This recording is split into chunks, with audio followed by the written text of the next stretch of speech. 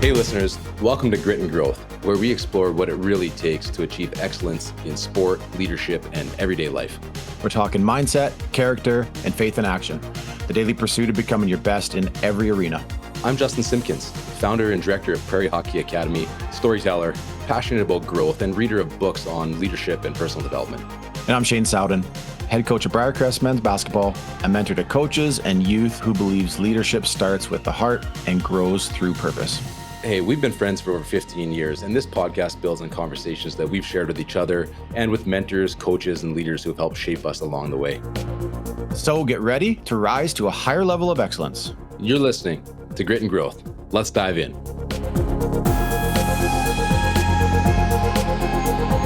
Well, Shane, on today's podcast episode, we get to switch it up a little bit. In fact, we have an extremely familiar voice on our podcast episode today. Lots of people are going to remember this one when they first hear it. But to break the suspense, Rod Pedersen joined us, and it was an awesome conversation. It was raw. It was authentic. We get to talk about his time riding the bus with the Regina Pats, or maybe grabbing a plane with the Saskatchewan Roughriders, some of the leadership traits that he really noticed, never quitting, even when things are tough. That was one of his key takeaways from some of the best leaders he's watched over the last 30 years. Well, and we got to hear story after story about Rod being able to connect and learn from and build into like athletes, owners, general managers, coaches throughout the years. But like, it was really cool to hear about what's the big purpose. It's not just to have successful podcasts and shows and all that stuff. Those are all goals. But to hear his bigger purpose in wanting to help people, to be there for other people was extremely refreshing. And I just appreciated Rod's honesty. His honesty, his vulnerability, and willingness to share not just only some of the successes that he's had the privilege of having in his career, but also just how he's learned from his mistakes. And that's okay, because we all have them. This was a powerful conversation. It absolutely was. You know, the daily host of the Rod Pedersen Show, the Cats and Bolts podcast, he's a Hall of Fame broadcaster who's been at the top of his game, and at the same time felt that he wasn't enough, right? Didn't enjoy himself. And that led to a life of addictions, which he opens up about here and talks about his life of sobriety now and how he's helping others. It's an episode you don't want to miss. Please join us in episode part 1 with Rod Pedersen.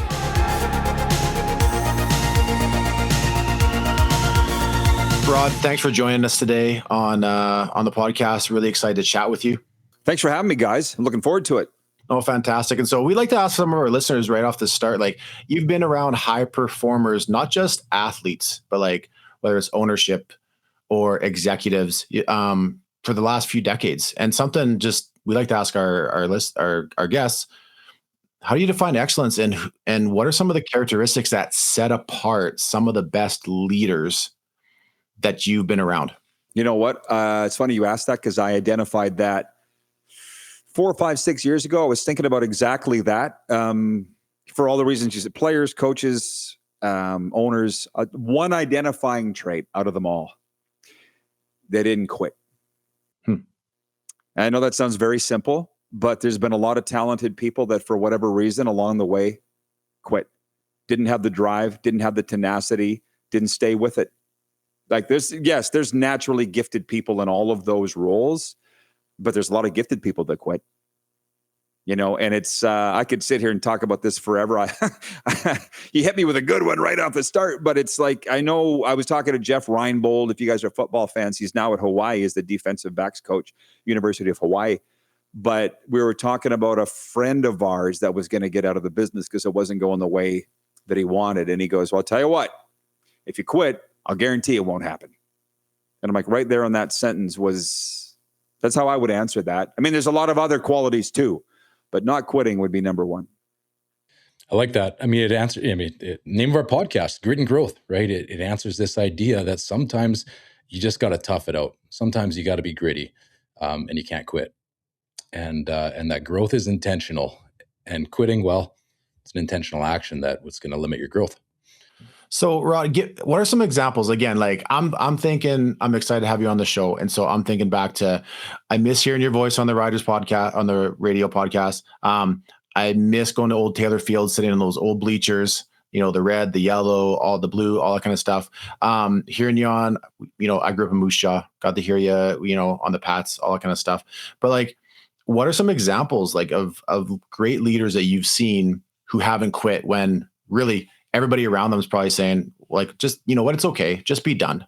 But they chose to keep going. I've seen it so many times, man. that there's a theme here. Well, like I don't even know where to start. I remember one time we were riding on a bus with the Pats. We were around Portland, either going into Portland or coming out of Portland, and one of the players came up to me they used to come to me all the time. I didn't know why, because I'm just a radio guy. I'm nothing important, but they would dump all kinds of things on me.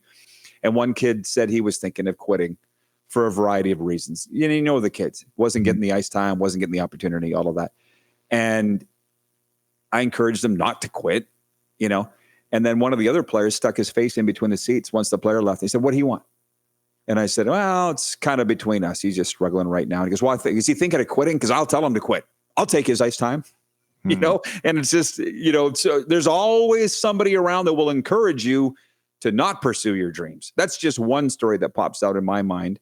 But, you had mentioned coaches. I could rattle off all of them with the Regina Pats: Rich Preston, Perry Shockey, Tim Tisdale, Lauren Mulliken, Bobby Lowe's, Curtis Hunt, Dale Durkach in just my time. And then Curtis Hunt again.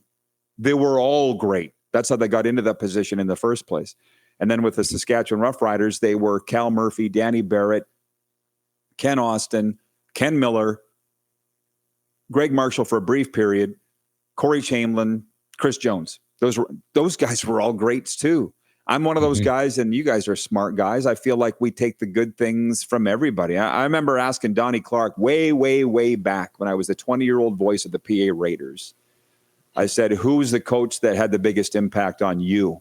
Because Donnie played junior, played pro a little bit, and he just said, "I took a little bit from everybody."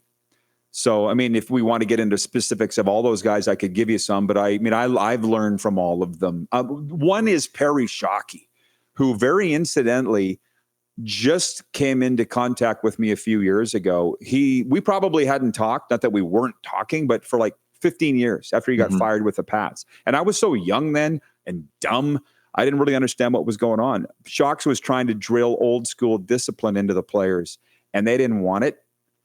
And I didn't want it in my life. And later on in life, Perry happened to stumble across my show on Game Plus TV and texted our show line. He was watching in Lethbridge. He goes, "You haven't gotten any better looking since I talked to you." And I'm like, "I'm calling you right after the show." And now we talk probably once a week. And I said to him, "Shocks, I have to apologize. I didn't really realize what you were doing until I got older. And it was not rocket science. Don't just show up on time. Show up a little early." Like John Paddock is another. When he got hired with the Pats, he was 60, which at the time I thought was old. Now I look back, it's not that old. But I remember thinking, what's this old guy going to tell junior players? He's been in pro his whole life. He hasn't been around junior since he was a junior, right? But I talked to John about that, and he said to the players, "Don't just show up at 9:59 for a 10 o'clock practice. When your parents are flying here this weekend, do you want a pilot that's going to show up at 9:59 for a 10 o'clock flight? Show up, get comfortable. You know what I mean? Get ready to go." So I listened to all of those guys. I'm very fortunate that I had a dad that worked in the NHL for 26 years. He helped me along in every regard. I didn't need a lot of outside coaching because my dad was so strong. But not everybody had that upbringing, right? So these mentors for young men,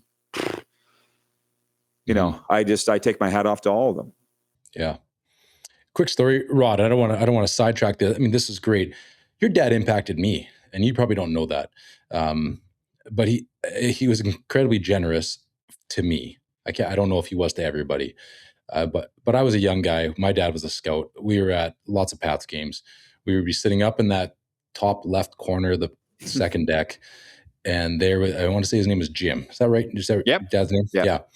Always there with his Dallas Stars jacket on. And as an Oilers fan, I kind of resented him for that, but that's okay. He was so kind, and it was just fun to pick his brain and to learn. And so, in the same regard, when I would look at him at that point in time as an elder statesman, and just the life that he had lived and the lessons he had learned, it was easy for me to sit there at his feet in a way and just like listen, which is what a John Paddock brings, or a Mhm. Lauren Mulliken today to what's Lauren got to offer to under 17 prep student athletes today. Lots is the answer. Lots and lots if they listen.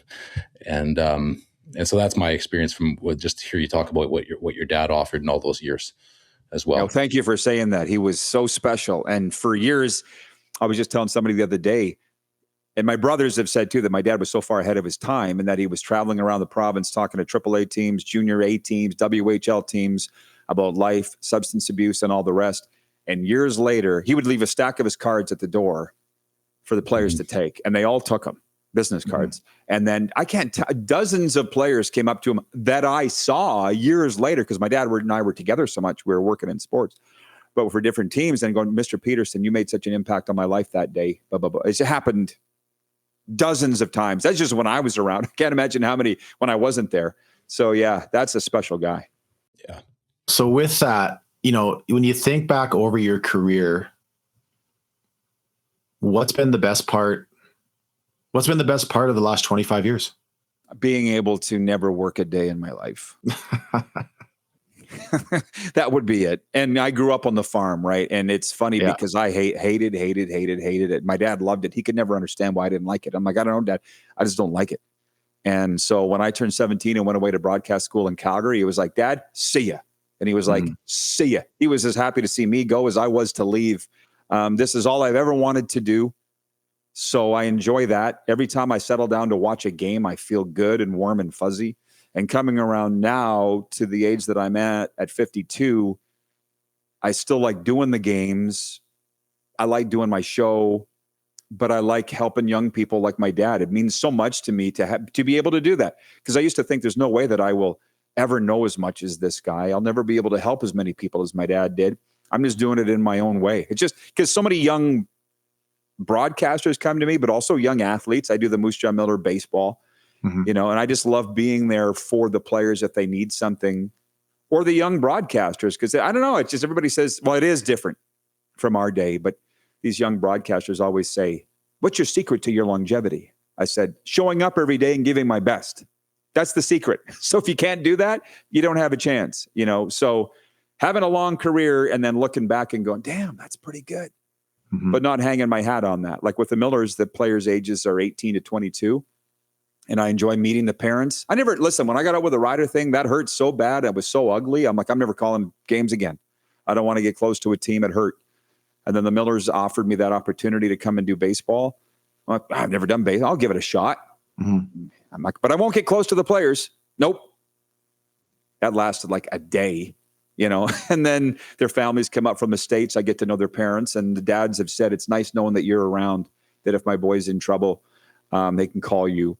And then the same thing here I live in Boca Raton, Florida. Florida Atlantic University's got a hell of a college hockey team.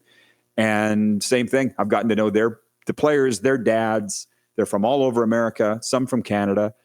Joe Newendike's kids on the team. And same thing, just being able to be around and be a resource and be a safe beacon is very rewarding. I love that answer, but also I just, I want to keep asking you. So what's the best part about that? Like all those things you just listed are amazing experiences. What's the best part of being able to play that role in those student athletes' lives? To see the change, same as you guys, see it, to make a difference. And I mean, it's not hard. I mean, I'll be honest with you, what I've been through in my life, I'm an incorporated recovery coach, mental health, addiction recovery. When somebody comes to me for help, I've been through it all pretty much every time. Cancer's affected our family, firings, divorce, you name it. It's been gory, but life's never been better. It's helping people through those tough times because somebody helped me. Now, I'm not sitting here going, woe is me. It's life. And I've yet to have something happen where I'm like, yeah, that never happened to me, but I'll get back to you. Other than helping the Humboldt Broncos with their crash. That's never happened to anybody. And I talked to other grief counselors. They're like, you can't say to those survivors or victims or their families that you've been through, I know how you're feeling. No, we don't. Nobody knows. So it's just be there for somebody. I think, Honestly, I'm a little bit speechless. I was friends with Darcy Hogan, and so when you say that, Yeah. it brings back some memories. And it's Sorry about that. no, it's good because you're right. It's in that moment. It was about, and it still is about. Can we hold space for people, right? And that's what you're doing for the young the young players that you're working with now. It's you're holding that space because sometimes in your scenario you have that and you have a lot of experience and wisdom to draw on. And then there's the odd piece where it's like, I don't know, but I can still show up. I can still show up to be here with you and to provide that support. I want to go back a little bit to those Regina Pats days because those were, as a Moose Jaw Warrior fan, I was aware of them. And I don't know why. Maybe it was just that era, right? We didn't have iTunes. My family did a lot of driving on the number one. And so I listened to so many games on the radio. I felt like listening to hockey on the radio was just a rite of passage for me in my childhood. And so we heard you lots, Rod. And when I look at that in those years with the Regina Pats, you spoke about some incredible coaches.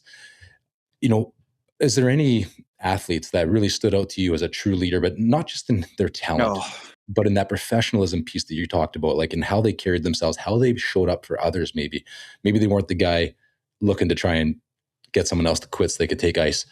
Who were they?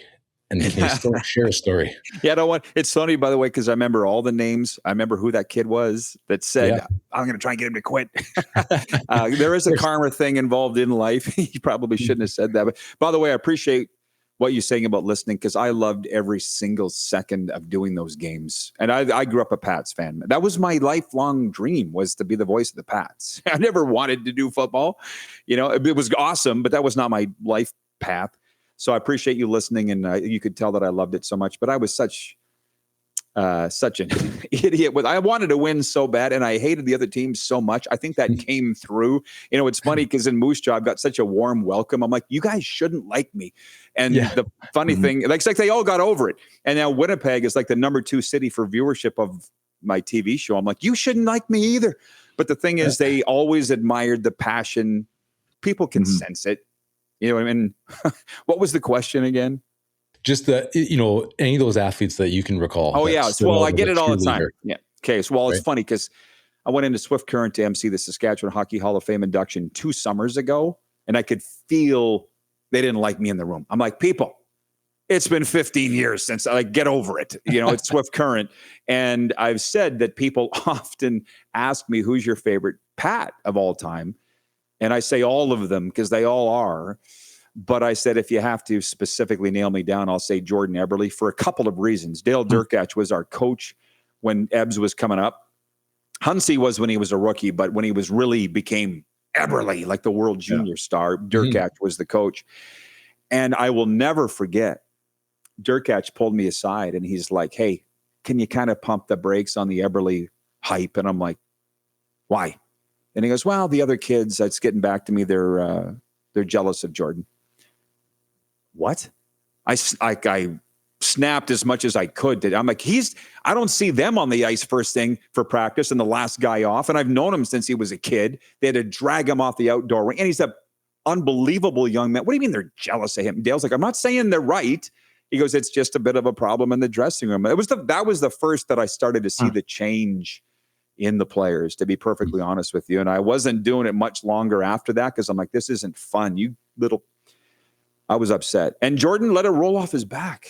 It didn't bother him at all because he's such a great person. Yeah. And, a lot of guys go through junior and you never hear from him again. But Jordan doesn't need to keep touch with me, but he does. Every time they come through South Florida, he's writing me saying, are you coming to the game? Sending me signed stuff. He didn't need to do that. I don't ask for it. I would not want to bother him, So Eberle is everything that you would want in a son, in a hockey player on your team, in a husband. Yeah, that would be my answer. It's Ebbs. And it's not going to change now. Hey, everyone. Check out our new book, Significance Over Success, packed with real stories, reflections, and lessons on what it truly means to grow with purpose. Hey, listeners, Shane here. A few years ago, my wife and I purchased a new home, and we were really excited to move in, but it needed one thing. We were unhappy with the basement. We needed a major renovation. We wanted a space where us and our 3 grown boys would want to spend time together. Hang out, play games, watch a game, but most importantly, just be together. That's when we called Speargrass Homes. They were professional, detailed, but most importantly, you could feel they genuinely wanted to get the space right for us. Not just a nice looking basement, but one that worked for us. One where we wanted to be, and one where we wanted to be together, and invite others to be together with us. Now it's our favorite spot in the house. We all hang out there. We've even had the boys' basketball team over for some team building. Anyways, if you're looking to transform some space at home into a place people actually want to be, Speargrass gets it.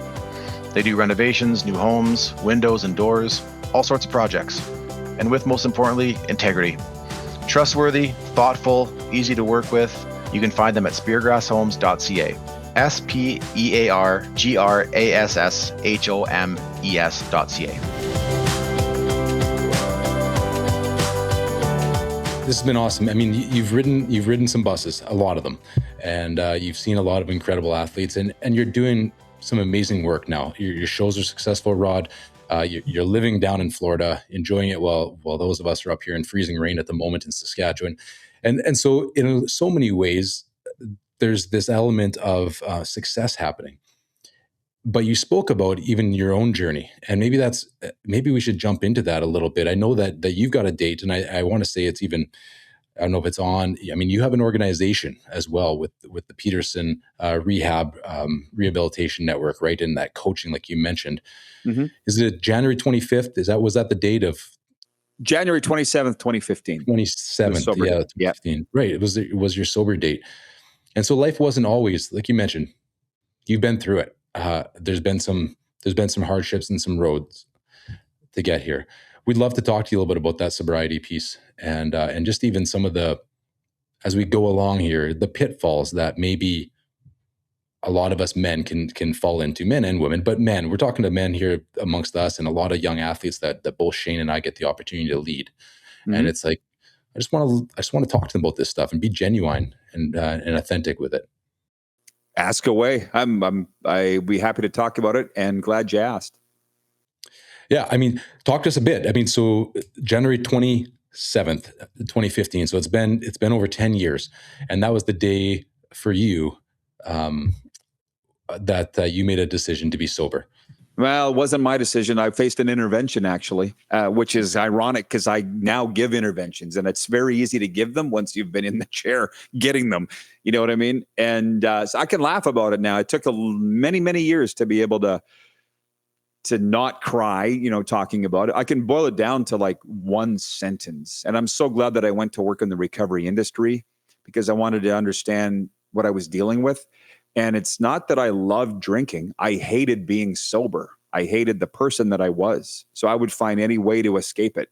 Whether it was work, whether it was alcohol, you name it. I hated myself sober.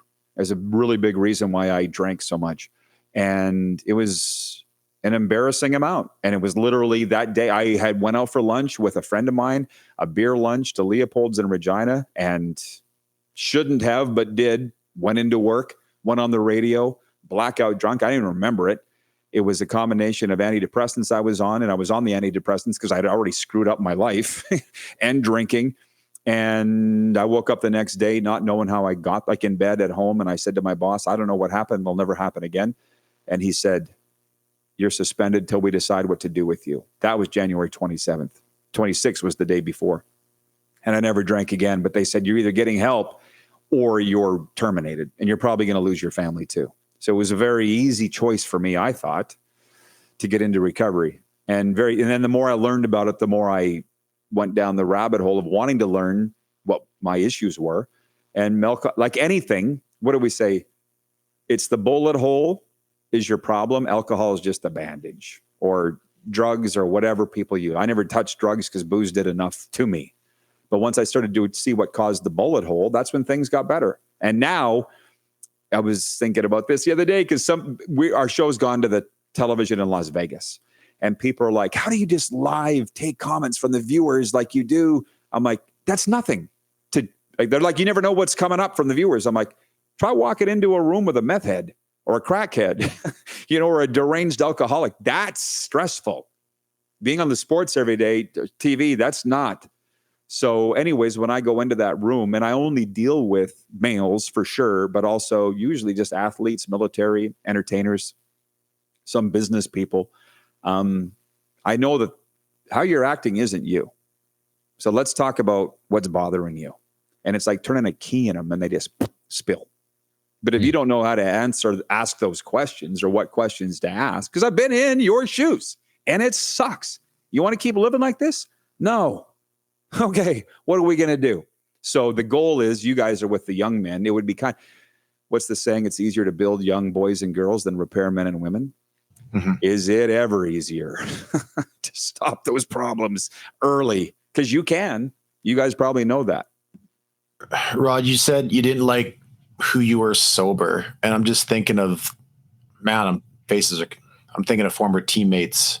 Can you explain that? Because I feel like that's why there's so many different ways to self-medicate, especially in performance-driven positions like yourself, or whether you're an athlete or you have these goals for yourself moving forward. But I don't know, that sentence hit me. You didn't like who you were or who you were sober. Can you just explain that a little bit? That's why I said I can boil it down to one sentence, because that's what it comes down to. Mm-hmm. So in my case, I won't get into what those dynamics were, but a lot of them are framed when you're a child. Okay. So, and all of our issues, Theron Fleury and I, and we can talk about this in the next episode, have debated this for hours because we went through the same recovery coach academy together. And Theo said, trauma is the root of all addiction. And I said to Theo, I don't know about that. I didn't have any trauma growing up. He goes, you might want to look deeper. And I did. And I'm like, oh, you're right. I called him up. You're right, Theo. I did. I didn't even know. I thought everybody had this. So that's number one. So whether you don't feel good enough was big for me. Just didn't feel enough, right? You know, that phrase, you are enough, took a long time for me to realize that I am. And then I didn't handle stress well. I had a really stressful job. Believe me, being the voice of the Rough Riders is very stressful, and various other things going on in my life. And I dealt with it really poorly. Drinking too much, snapping on people, being a time bomb, not a good dad, not a good husband, never home because I was always working, workaholic. I dealt with it poorly, right? So when I talk about this recovery coaching thing, I've got certification in grief, trauma, stress management. I've screwed up everything. I don't mind telling you that, so it's helping people cope, and especially young people, because I went out to Kipling to speak at an event to the whole school. And one of the teachers came up to me and she goes, I part-time work at the Yorkton Hospital, and that emergency room is the emergency ward's full of teens trying to take their own lives. I said, do you talk to them? She goes, yeah. I said, what's their issue? She says, they don't know how to manage life. They don't know any better. I didn't know any better. When you get a little older and realize your parents had issues that you didn't know about because we're kids. Mm-hmm. You know what I mean? So just to boil it all down is my issues were my issues, and the alcohol just took them all away. The problem is when you drink too much, not only do those problems not go away, it adds to them. Because Saturday night, you guys laugh about me being in Florida. I was just up speaking in Lanigan, Saskatchewan Saturday night. I had car trouble and left my van on the side of the road and flew back to Florida. And left it there. I've just been dealing with a tow truck in Lanigan and the Humboldt RCMP the last couple of days. And so I was talking to some friends of mine in the program, and they're like, isn't it nice that you weren't pissed? They knew that you didn't flee. And I said to the cop, did I do something wrong by leaving my van on the side of the road? He's like, no, it's all kinds of abandoned vehicles in the wintertime in rural Saskatchewan. You're good.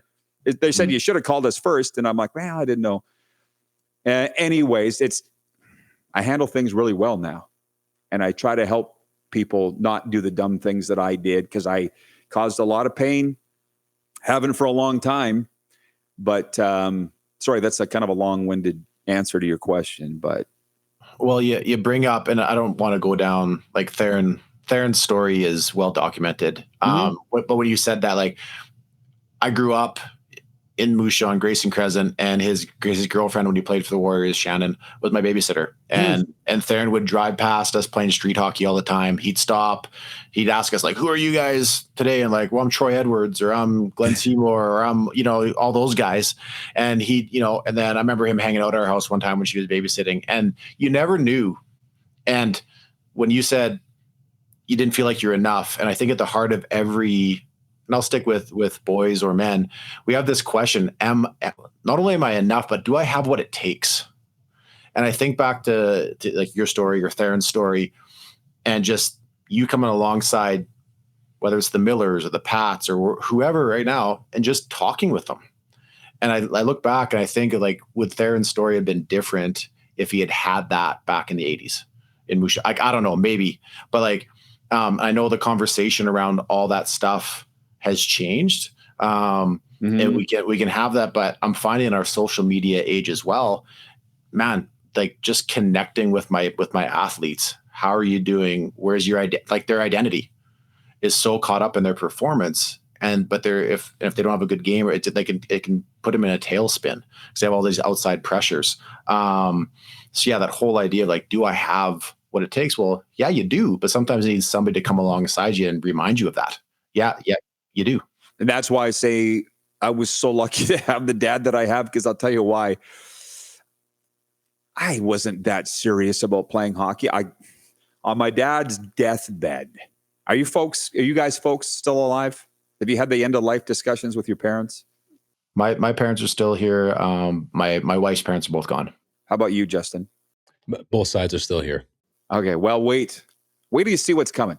Because if you're fortunate enough to have those end of life discussions with your parents, because I was sitting on my dad's hospital bed and he's like, he goes, you could have played in the NHL. I'm like, what? He goes, yeah, you had the talent. I said, why didn't you tell me that? He goes, what would it matter? You didn't want to. You didn't put in the work. You weren't in the gym in the summertime. And he goes, you wanted to be a broadcaster, and that's fine. But so he never pushed me as a player because he knew I just really wasn't that into it. I always wanted to do this.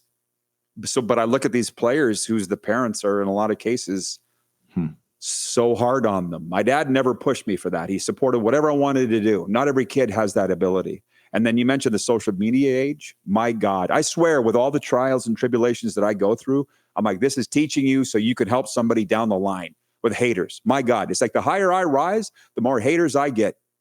And I got coaching to deal with that. And so you're young people. I mean, I'm 52. I couldn't imagine being 15 and having somebody in my DMs or saying crazy stuff to make you feel bad. Kids need help with this. Yeah, they do. Yeah, they do. I mean, that was kind of one of my questions. I feel like with the young athlete of today, and I'm raising 3 of them. I mean, they may not be athletes. They're in arts and music and everything else like that. But it's like the young children I'm raising today, my kids are 11, 8, and 5. And I've resisted any cell phones or anything yet for my 11-year-old, but I know it's coming. And then I will watch 14 to 18-year-olds that we get to work with. And I hear this often about this idea from parents that, my child's mental health isn't good. And it's way too often. And I'm going, well, why? It might be special teams. He's not getting the playing time, or it's this. I'm like, I don't think that's driven, because I know who the coaches are. I know they're talking. I don't think it's driven by that. So what is it's kind of like, what's that bullet hole? What's the external factor that's causing this? And I think there's a lot of studies that talk to us about the social media, but anyway, I guess my conversation on that, and maybe even question is like, inside of this moment with these young athletes, sometimes we don't know their histories. We don't know their, where they've come from, their family upbringing, their dynamics, maybe some of the issues or things they've been exposed to. And so we're put in this spot. How do we, as leaders, coaches, even parents, broadcasters, team personnel, come alongside to create that supporting, I'm here, I'm with you, I may not know. How do we do that, right? Because I feel like this idea of mental health is eroding in front of us, and it has nothing to do with the ice time I might be allocating. No, that's just a symptom, as you just said. That's just they're just hanging something on what their issues are. But you hired Lauren Mulliken, right, Justin? Did you not? We did. Yes, that's right. Yeah. You specifically, I mean, ask him, because what Warren would do, and you probably have, but have an open door. Yeah. That's all. And if you, I know the secret to Lauren's success because I've seen it firsthand. I don't know how many people outside, when people say, how can he be successful with teenage athletes? I know how, because it doesn't matter if it's 1975 or 2025, having an open door, that hasn't changed. I was just with the head coach of the Rough Riders last Saturday night, Corey Mace. You know why the players love him? He's the same guy all the time. And the players know they can trust him, period. So it's as simple as being there for people. You know, I'm sorry to run off. I got passionate there for a second. But one time I just said to God, what's my role? And it said, be there for people. Mm-hmm. Yeah. Because I was kind of waiting for to be the voice of the Panthers. No, that's your job. Be there for, I'll take care of you in every other regard. You take care of people. I'm like, okay, I can do that. Yeah. I think this is brilliant, Rod. I've got a little bit of a side rant. I mean, we all watched the Toronto Blue Jays this past, the majority of us did, let's say, across Canada. And the Blue Jays went on this run. And I find watching John Schneider, I don't know John Schneider. I've never talked to him. I've watched him for the last few years. I've read his background of, how he's come through the organization. But watch him respond. He's like, I trust my players. Baseball's a tough game. A lot of games, I trust our guys. And I think they trust John. Let's look at the other coach in Toronto right now, Craig Berube. He doesn't trust his players. And he lets all the media know after every game and the players. And I'm like, what a contrast watching these two coaches in Toronto currently.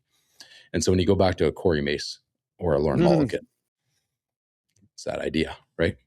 Well, I feel like everybody has their own way. Sorry to cut you off. Everybody has their own way of doing it, right? Yeah. I mean, Toronto, I don't think anybody can. Are you a Leaf fan, Justin? I'm not. No, I'm an Oilers fan, which is hard enough. Okay. It's a tough place because I'm around Paul Maurice a lot. And I've never had the chance to pull him aside and ask him some questions. And I don't think he would answer them anyways. But he has hinted a few times whereby there's one owner here, Vincent Viola. And it's it's a straight shot Vincent to Paul. Bill Zito's there, but they have a relationship. Whereas in Toronto, there's 10 guys. Yeah, they're owned by a damn board. You know what I mean? And he got to answer to all these guys. It's broken. It's broken there. Yeah. Sorry. That's my take on them. And my little side plug on this is Shane and I actually just released a book together last week. And it's called Significance Over Success. And we're redefining growth in a world obsessed with winning. And as part of the concepts inside of that is just this idea that anybody can draw X's and O's on a whiteboard. Anybody can. We can learn those things. That's easy. But it takes somebody who's really intentional to truly connect and transform an athlete. And through just showing up for people, like you said, it's actually not hard. It just takes some intentionality. And just be there. Thank you for joining us for part 1 with Rod Pedersen. I hope you enjoyed today's episode. Come back next week for part 2 with Rod and just some ideas of how we can help young athletes today. And if you haven't already, hit follow so you don't miss it when it drops. And if you're enjoying Grit and Growth, tell a friend. It really helps us keep these conversations going. Thanks for listening, everyone, and we'll see you in part 2.